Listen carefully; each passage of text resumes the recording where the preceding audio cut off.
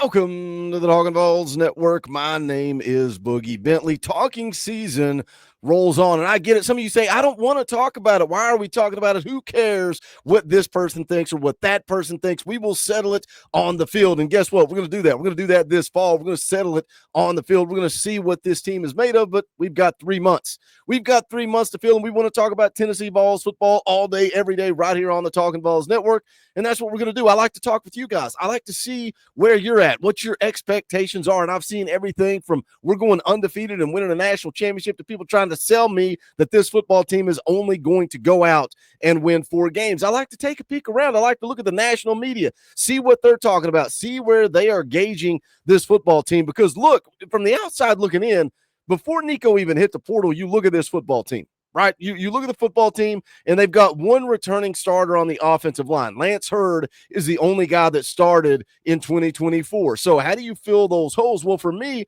I see a guy like Sam Pendleton. I see a guy like Wendell Moy Jr. I see us land a 5-star offensive tackle in David Sanders, and I think this offensive line could be better.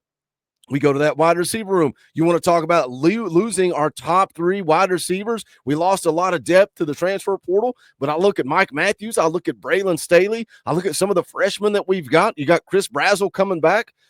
Just because it's different doesn't mean it can't be better. But then you throw the wild card, you throw the wrench. Nico Iamaleava hits the portal the day of the spring game. And so from the national media's perspective, I've seen a lot of negativity. I've seen a lot of doubt. One thing I have not seen is somebody in the national media say that Tennessee is overvalued or the equivalent of overrated for 2025. This one kind of blew my mind. We're going to get into it. We're going to talk about it. But first, I need you guys to do some business for me. Take care of that YouTube stuff. Smash the thumbs up down there below the video. Quick, free, and easy. If it's your first time here, welcome to the Talkin VAWLS Network. We're not experts or insiders. We don't pretend to be that. What we are is exactly what you guys are. This channel is for the fans, by the fans. If you like it, subscribe, click the bell for notifications. You won't miss out when we go live. We're going live every Sunday night, 6:30 p.m. Eastern time. Play EA Sports College Football, but we talk all things Tennessee football. We've got some fun interviews coming up starting on June the 11th. Talkin VAWLS live Wednesday nights, 7 p.m. Eastern time. We've got 3 interviews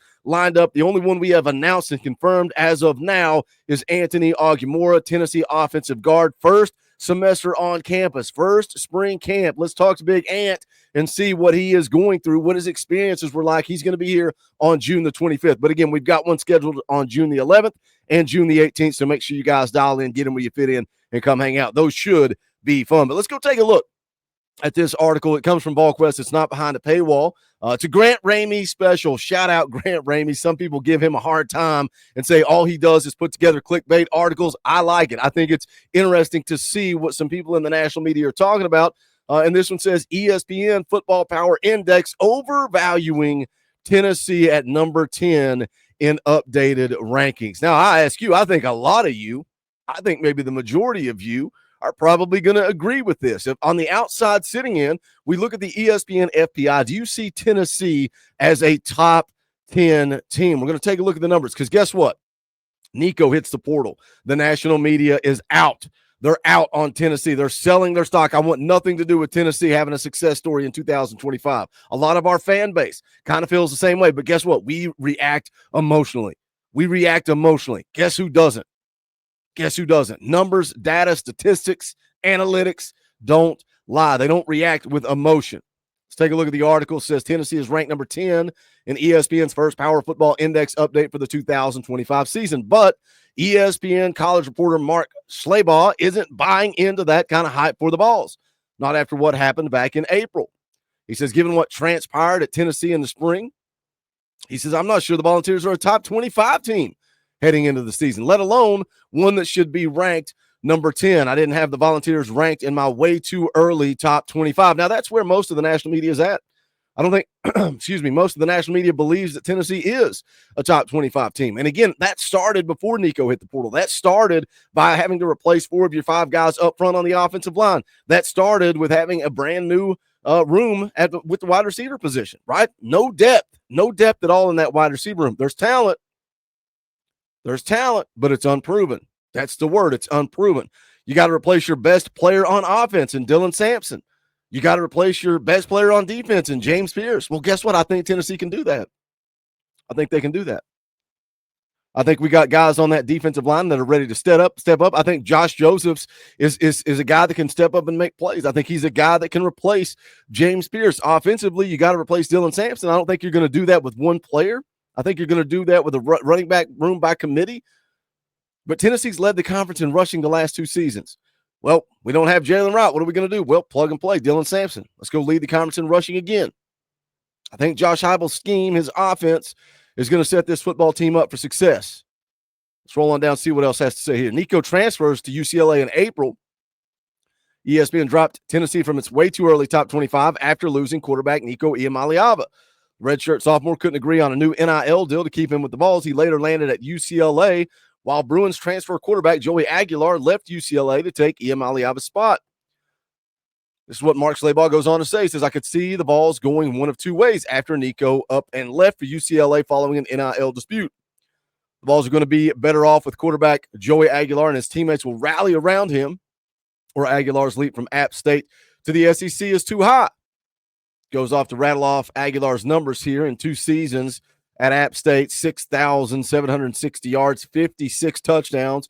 But the one thing that everybody is concerned about, everybody is worried about, is the 24 interceptions that he threw in 2 seasons. Now it rattles off Nico's numbers, 2,616 yards, 19 touchdowns, 5 interceptions last season, while helping the Vols make the first 12-team college football playoff. Now, when I look at that, and again, everybody's driving Tennessee out of their top 25. Nico leaves, no chance this team has success in 2025. What did I talk about? Numbers, statistics, analytics, data. Guess who else doesn't react emotionally? We do. The national media does. Vegas does not. Vegas is in the business of making money. The over-under win total changed by 1 game with the loss of Nico and the addition of Joey Aguilar. So, again, Vegas is not going to react emotionally. We talk about Nico running this offense, an offense that went, and I get it, there's so many layers to the offense, right? Alex Golish leaving, but you averaged 46 points a game in 2022, first in the country. Then the offense dropped off to 31.8 points per game under Joe Milton. Then the following season, 35.7 points per game under Nico. And I made a video earlier talking about the disrespect for Joey Aguilar and kind of made that comparison. What if he is, and a lot of you guys say the same thing, what if he is that Hendon Hooker guy, right? Nobody thought Hendon Hooker was going to amount to anything when he transferred to Tennessee. The Virginia Tech fans were in the comment section of this YouTube channel saying, good luck, you got a loser, you got a nobody, we don't care, have fun with him. He had thrown for less than 3,000 total yards in 2 seasons at Virginia Tech. 22 touchdowns to 7 interceptions, but he comes to Tennessee and throws for almost 3,000 yards in his first season. Over 3,100 in his second season. 58 touchdowns to 5 interceptions in 2 seasons at Tennessee. Can Joey Aguilar make that kind of transition? Can Joey Aguilar goes out and puts up Hendon Hooker numbers? I think this team is a top 10 team. I think they are. I think they'll have enough success running the football. I think the defense is going to be elite. So if Vegas only shift the line, 1 game for the over-under. ESPN, FPI, the data, the analytics have Tennessee as a top 10 team. Should we start to believe? Should we start to buy in? The ESPN FPI that we're talking about here projects Tennessee to go 9-3 in 2025. 8.7 to 3.4 is the exact prediction. So again, over-under 8.5 there. With a 0.8% chance of going undefeated, the Vols have a 5.6% chance to make it to the national championship and a 2.3% chance to win the title. Now, I've seen some crazy predictions from some of you guys. Some of you guys come in the comment section and say, Boogie, we're going 4-8. We're going 4-8. This team is awful. Well, according to the FBI, the Vols have a 97.5% chance to win 6 games or more. That goes back to Josh Pate saying, you don't know Tennessee. You've not been there. You've not experienced that. What happened here before Josh Heupel means absolutely nothing. That does not matter. All that matters is what Josh Heupel has done at Tennessee when you're talking about what's the floor and what's the ceiling. So Josh Pate says the floor is 4-8. The floor is not going to a bowl game. Well, the data, the numbers, the statistics say Tennessee has a 97.5% chance to win 6 games or more. 4.2% to win the SEC, 38.5% chance to make the college football playoff. What do you think about that? Almost a 40% chance here based on the data, the numbers, the statistics, 40% chance to make the college football playoff. Goes on to say the Vols finished at number 9 in the 2024 Power Index after going 10-3 with a loss at Ohio State as a number 9 seed in the first round, despite not being ranked in ESPN's way too early top 25. Tennessee is ranked 13th in ESPN's updated SP Plus projections, coming in at number 7 on defense, number 21 on special teams, and number 34 on offense. Why can't we mirror last year? Why can we not mirror that? Why can we not duplicate that? Coming in at number 7 on defense, why can't we go out, play elite defense, run the football, control the clock, and win the football game?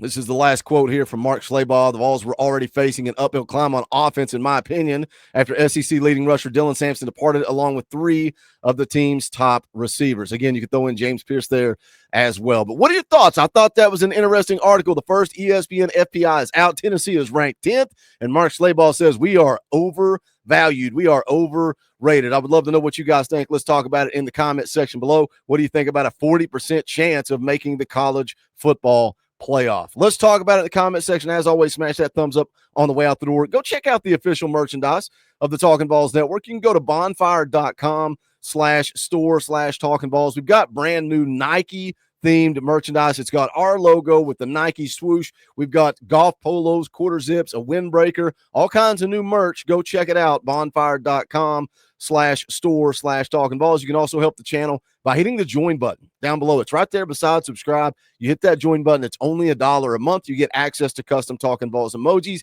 access to fan call-in shows, all kinds of fun perks and benefits, but also you keep the lights on for a channel that is for the fans, by the fans. We would appreciate your support.